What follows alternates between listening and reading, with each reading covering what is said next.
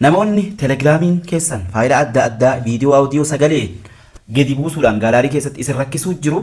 Viidiyoon kun isinii fi hanga dhumaa ilaaluudhaan laayik, koppii, liink, sheer gochuu akka hin daganne gaafii qabdaniif immoo kommeent gochuu akka hin daganne isiniin jedha. Irratti telegiraama keenya ni seenna.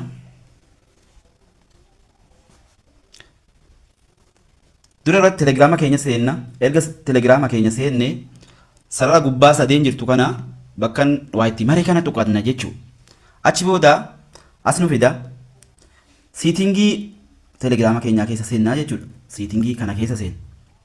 As nu fida. Erga as nu fide data and storage ka jettu kana keessa seenna. Data and storage ka jettu kana keessa seenna. Akkasin nuu dhufa. Jirreen kana ofirraa cufnaa jechuudha. Kun akkasitti yoo banamee jiraate kun jechuudha. Kun yoo banamee jiraate akkasitti yoo jiraate akkanatti yoo jiraate akkasitti yoo jiraate ofirraa cufna kana ofirraa cuftan.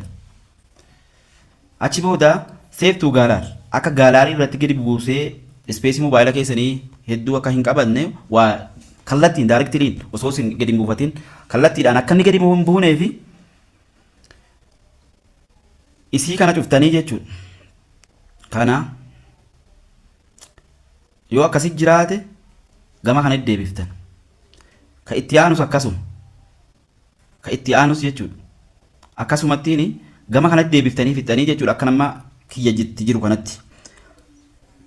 Viidiyoo itti aanuuf immoo waan biroo irratti isiniif qabadhee dhufa. Wassalaamu alaikum wa rahmatullahi wa barakaatuh. Laayik, koppii, liink, sheer gochuu akka hin daganne.